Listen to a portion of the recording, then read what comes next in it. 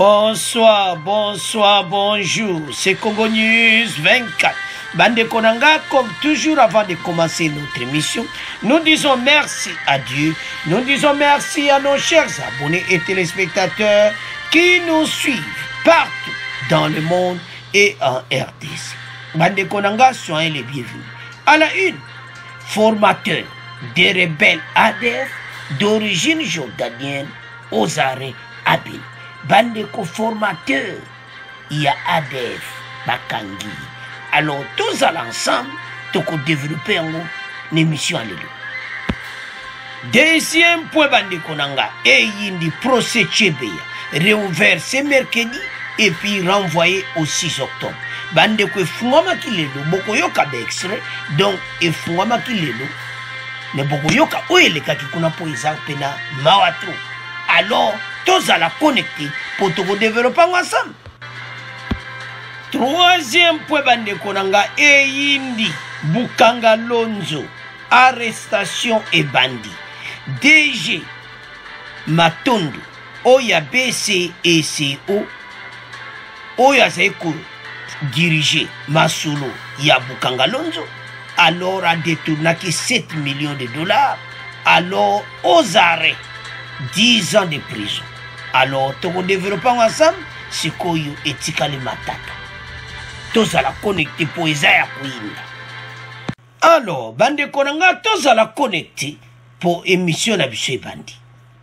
Bande Kweza Somme, formateur des rebelles ADF d'origine jordanienne aux arrêts à Béni. Bande Ko, tout le monde qui m'a cambondé, ils ont kendi. Kalati, tout yoka ba arrestation. Bandeko, état de siège Oyo, déjà créé polémique na Kinshasa. Mais toujours en partout. Un ressortissant étranger présenté par les autorités congolaises comme un Jordanien formateur des groupes de rebelles ADF a été arrêté à Béni. Sur un axe routier dangereux de Béni. Dans l'est de la République démocratique du Congo, a-t-on appris mardi des sources gouvernementales. Gouvernement Bakangi Mutuna Bango. Bandeko Azasomo. Makambazo Sala Nabakawa drone, donc beaucoup yoka neto ko développer une émission. Alors Bandeko c'est grave. L'armée a arrêté un Jordanien sur la route Beni Kassindi. Na babalo bozo mona wana otochi photo. La route Beni Kassindi, il a été transféré à Kinshasa et a été soumis aujourd'hui mardi à l'interrogatoire du parquet militaire, a déclaré la FP Patrick Mouyaya, porte-parole du gouvernement. Donc, ils sont obligés, balongole mbalamoko kuna, pour kuna ko umelate, ba transférer mbamon à Kinshasa. Alors, Ndeto Lubawa, aza devant auditorium militaire nabiso. Bazo tourner ma question. Bandeko, soko tali makamboyo. Donc, eza chaîne déjà. Tamba kanga un Jordanien. Bandeko, eza somo. Donc, eza mouboulou. Cet homme avait la charge de former des terroristes ADF à la manipulation des drones. Vous comprenez? Bandeko, forma ba ADF na manipulation des drones. Donc, eza expert. Tous Nzambe merci. Pour battre à Boisoko Bazala qui tire si qu'on a katia béni. Guerre un problème. Vous comprenez qu'il expert. Donc, yé pena moussane pour recruter des terroristes. À former Bango. Alors, Bakangi, il fallait transférer directement à Kinshasa. Botala moussala. Oyo. Farde se bazako sala. Bandeko bendele ekoyate, il faut chaque fois to kumisaka musala oyo. Patrick Mouyaya a annoncé yango à Kinshasa. Donde to lobawa aza na maboko ya bakonzi, baza ko poser ba question. Avançons. Selon une autre source, il avait sur lui un titre de séjour de la République du Kosovo. Ah, les bafouillés bamoni na titre de séjour ya Kosovo. Boyebi na titre no séjour ya tolo ba cartes important. Aza origine jordanienne. Alors, bande konanga botala makambo oyo. Po ezo sala pasi na ndenge moko bato oyo. Bato bazambala batondi na kati ya RDC. Bazo ya kupie ba minere compte to yoka Fachi alobaki. Aloba décision Fachi za makasi. Ce n'est pas possible. Namboka na biso. Parce que Fachi a déterminé na ndenge ya mokedi que l'état de siège et qu'on continue ti makambo ekosila. Sikoyo crée polémique na RDC. Ozomona. Parce que situation oyo bandeko na ngai eza somo. Eza makambo oyo il faut esila. Hein? Ce document indique son âge, il a 40 ans. Donc, le document est à Kosovo, mais origine jordanienne. La nationalité non pas jordanienne, mais saoudienne.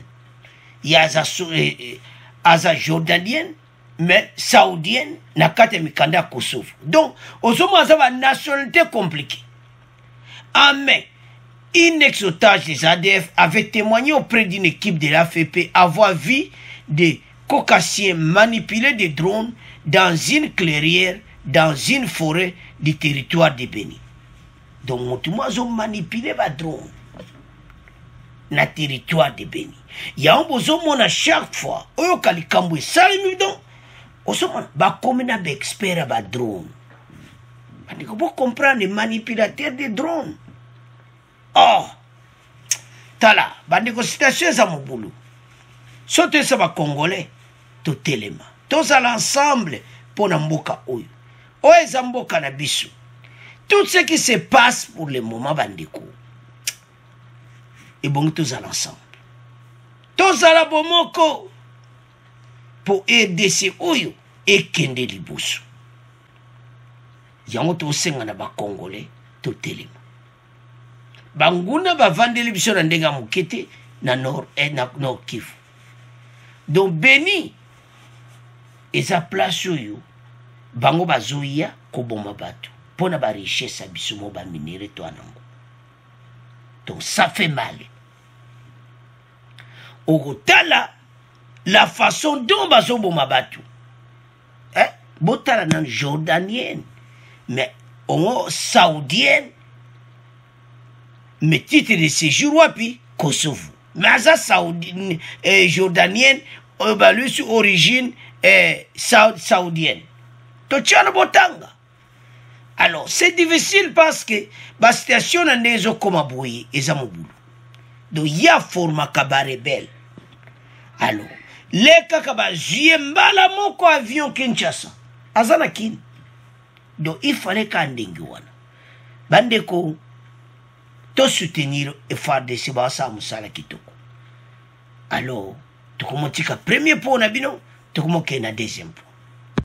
Alors, bande konanga tu kobi na deuxième point na biso balubaka yindi procès Chebeya réouvert ce mercredi renvoyé au 6 octobre.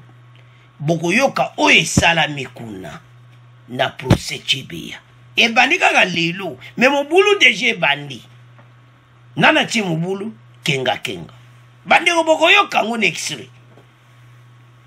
Le procès en appel sur l'assassinat de 2 militants des droits de l'homme de RDC Floribert Chebeya et Bazana vient d'être renvoyé au mercredi 6 octobre prochain par la haute cour militaire en audience publique après réouverture ce mercredi 22 septembre dans l'enceinte de la prison militaire d'Indolo, Babandiang. Et loko ba Congolais tozai koluka. Bande konangai batu bakangi batu nyonso bazana kati ya dossier Chebeya bazana Ndolo.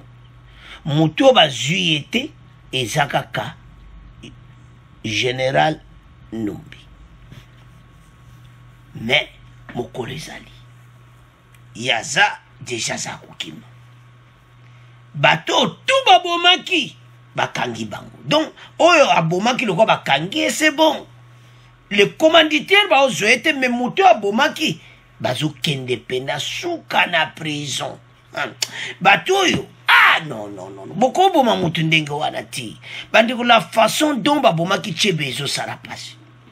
Ce renvoi se justifie par le fait que le commissaire supérieur Christian Ngoi Kenga et le sous-adjoint Jacques Mungabo, tous deux prévenus, n'ont pas été assistés par leur conseil des avocats. Et aussi la partie de la République cité civile responsable n'a pas été notifiée pour l'audience. Bah reporté pour Christian Ngoi na Mungabo bango bazana bavokati. Ba mona ki fallait bazana bavoka pour ebanda. Bandeko makambango ebandi. Et loko ba congolais bazai koluka. Mama Tchebe na musika place ozali. Masole bandina RTC. Olanda. Bato ba bomaki mobali na yo. Bazala bar bakangi bango nyonso. Kaka nde ba commanditaire bakangi bango te. Mais le kola bakangi bato babomaki et ça quand même moi bien ko sunga maman na biso mama Tchebe. Ça fait mal tiki banana. Avançons. Face à cela, la Cour haute militaire de Kinshasa Gombe renvoie la cause à 2 semaines, soit le 6 octobre prochain, pour trouver le conseil à ces deux prévenus et donner la notification de la date de l'audience à la partie civile responsable qui la représente en République démocratique du Congo.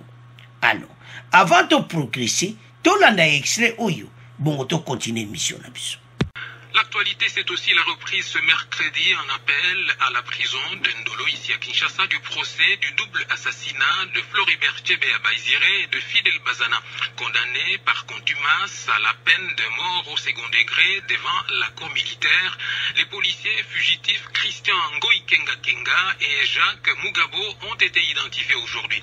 Et comme ils n'ont pas été assistés de leurs avocats, la cour militaire a renvoyé l'affaire au 6 octobre prochain afin de pourvoir à leur conseil par l'Ordre national des avocats.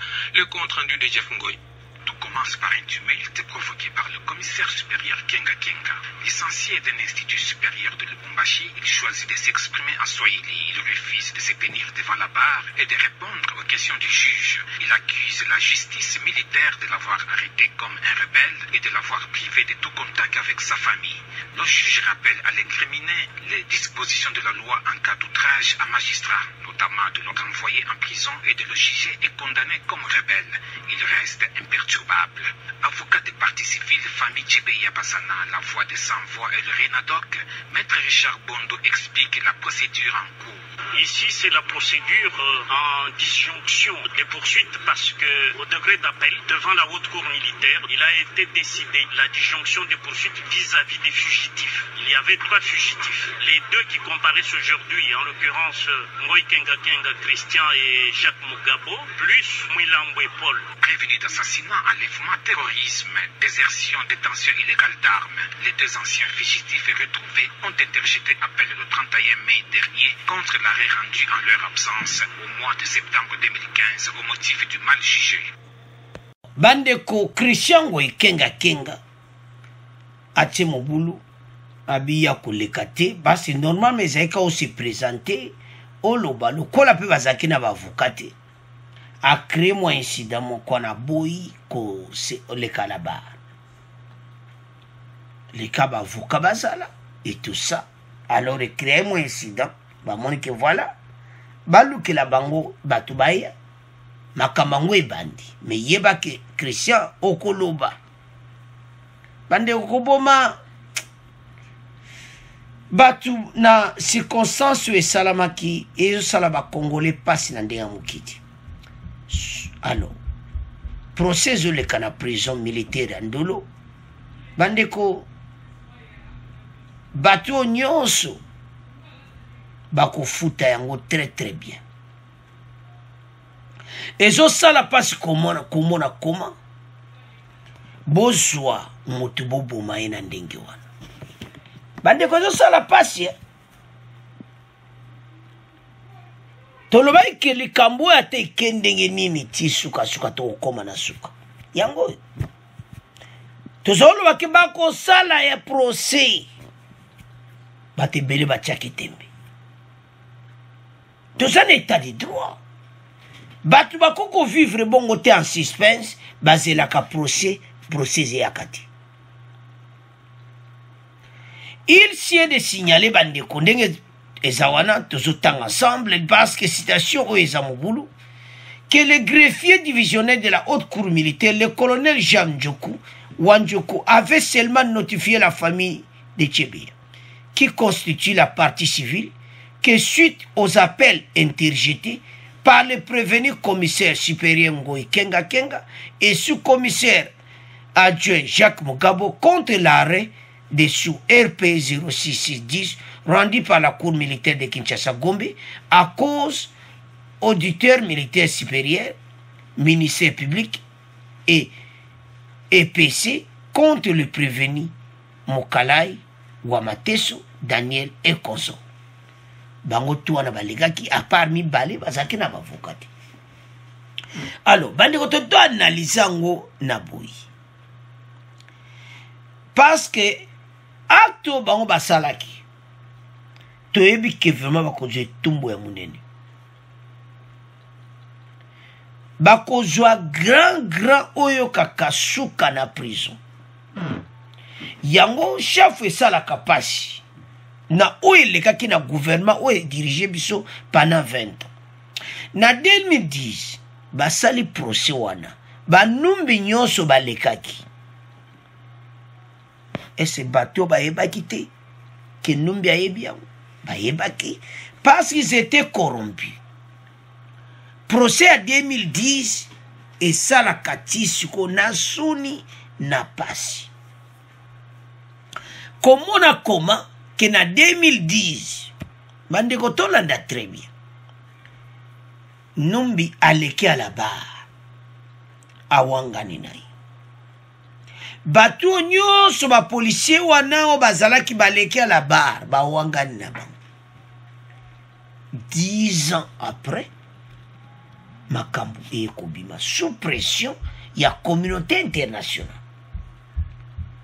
RFI muto atomboli makambo pena na niveau à likolo ba français. Na likambo a droit de l'homme côté ba français, bazaka pena sérieux nango. Alors, bande konanga esali pasi komona ke gouvernement ou état musa biso ezaki pena gouvernement moko mabe. Makambo nyonso il le savait, mais babombi na bango. Siko to benga procès wana nini? Procès ya couverture esame na 2010. Procès ya kokande banyokola biso ba congolais. Boju chebe na bazana bobomi bango kaka boye bakene kaka boye. Et puis banani balaki na procès militaire wana. Ba juge bazalaki banani. Ba juge wana. Lelo pena bazomona ke tosalaki RDC mabi.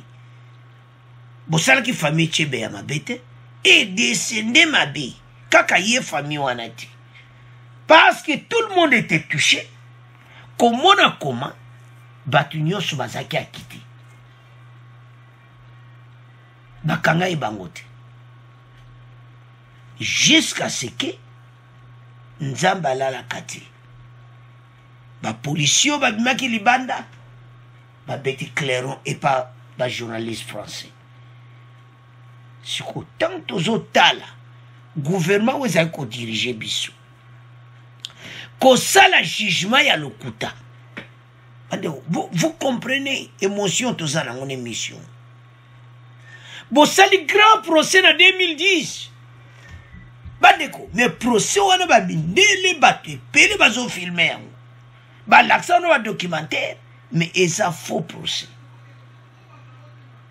Bato ba sala ki makamutala siko bango. tale bayo kanga batuana bande qu'on a arrêté tout le monde Christian Ngoye wana o baboma ki pene ba tchachebe ya basashi ba bango tuana ba général Djadjidja batuana nyoso zare le commanditaire yemoko grand maître azali bana metozo ya napo basali 2010 bakosi ba congolais ba mentir biso na procès ba manipuler procès mboko yo bazo manipuler tina procès oyo mutu atiki bana na ye non pas jusque là bandeko ça fait mal tant nazo tala na bia mboka na ngai mokilo eza mabe donc bo manipuler na bino procès bozala bino pe à l'aise chebe ya kufi bazana kufi bazibe bemba bazana bako kunda ona parcelle ya soi-disant général et puis bazi bembe ya chebe bake babwa ke ombongo ba tromper opinion publique bandeko situation za mobulu nzamba lala kati bakena ndako nyumbi bakokuta lisusu batu mususu baboma bandeko ça fait mal gouvernement ou état musaki biso c'est ça notre problème préoccupation tozanango ya onsono moni congolais gouvernement ou esali 20 ans ozo kumisaka yango ça fait mal mais bazo futa yango on peut pas finir le passé le passé congolais la bango o eza nzamba zozongisa yango les dieux wana komo bundela ba congolais bango bandima ki te procès un jour ekozala bandima ki un jour makambo ekoma na niveau ekomi bandima ki te ils sont tous incarcérés à la prison de Ndulu félicitations haute cour militaire malgré basaki pénal lent mais félicitations na musabu osala pona mboka kokanga batu nyonso babomaki Tshebe na bazana il le fallait comme ça. Alors, les commanditaires à Jufuiti, mais mon koleza. Nzambe wana, oya kangi batu nyonso ba Christian Ngoye bango tout baza na prison Ndolo, Nzambe wana kokutana na John Numbi kote pe azali. Famille oyo, esalaka pasi atiki bana na ye. Tout ça sur l'air impunité et comme na l'air congolais a vengé ba droit na yi a tellement na ba droit na yi parce que ça fait mal notre beau pays quelque part il y a un groupe abattu ba ça l'association na bango pour na konyoko la congolais nous avons beaucoup souffert tout souffrir mais il n'est plus le cas bande konanga sala kapasi comment bato banyokoli mboka oyo impunité moko total o banyokoli biso yango ba congolais botelema et je suis tenté ya tozala distrait mokilo eza mabe tala bato état de droit fatia yeli biso po abongisa mboka bato bazomona te alors procès Tshebe ya bakongole bazelaki yango baloa eme kozala mokolo nini réouverture c'est mercredi lelo ouverture yango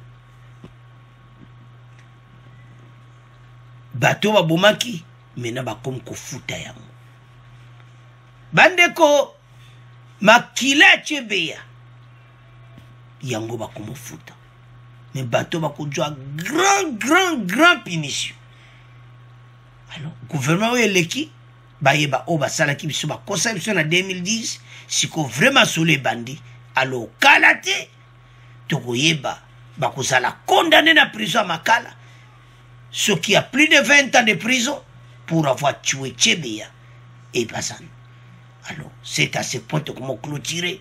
Deuxième point, de comment troisième point. Alors, bande konanga to komi na point na biso oye yindi Bukanga Lonzo. Bande ko likambo eza na suka na mutu. Omoni? Donc Matata kokanga na ye monani. Aokende prison. Parce que déjà, mutu bazaki na ye. 10 ans de prison condamné. Eza ya koyinda bande konanga. Le directeur général du bureau central de coordination BCECO, Théophile Matondo Mbungi, vient de couper 10 ans de prison ferme. Il est pénal 10 ans de prison ferme. Il lui est reproché le détournement de 7 millions de dollars de la taxe sur la valeur ajoutée sur les marchés pour l'électrification du projet Bukanga Lonzo. A dû payer 7 millions à détourner. Comment comprendre? Ce qui est DG Oyo a détourné 7 millions. Matata a détourné combien? Tolwa ke makambozana suka na ngunde bazama ye na bango sili.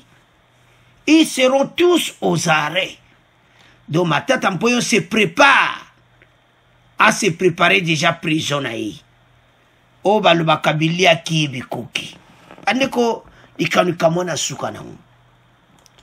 Matata tcheba kelele awa.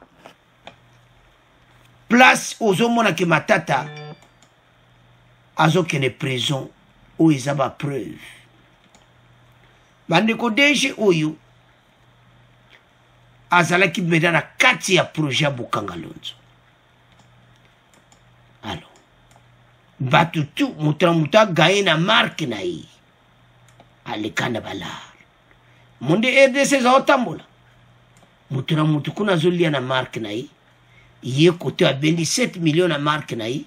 Matata pe a bendi ya ye na marque na yi. C'est ça comment notre pays a fonctionné. Alors, DGABC et CEO azana makala. Donc ye penza bandeko azaiko salamaso. Le directeur général de BCCO pendant de longues années, à la suite de l'ancien premier ministre Augustin Matata Mpoyo Mapo, Théophile Matondo a y piloté le projet intégrateur du pays, financé pour la plupart par des organismes de coopération multilatérale, notamment la Banque mondiale. Donc, y a un piloté un projet. Donc, expert. Donc, tata yo penzako. Ba Congolais bazo luka yo. Do yonde pena muto osela bango ba projet. Po bango po basala masolo bien. Faut ba luka muto ayebi. Alors, yaza muto ayebi. Alors, azo sala masolo. Bandeko. Et ça facilité. Parce que bato yo babomi mboka. Babomi RDC. Tant que tu as biloko aboyedo, ça fait mal dans mboka na biso.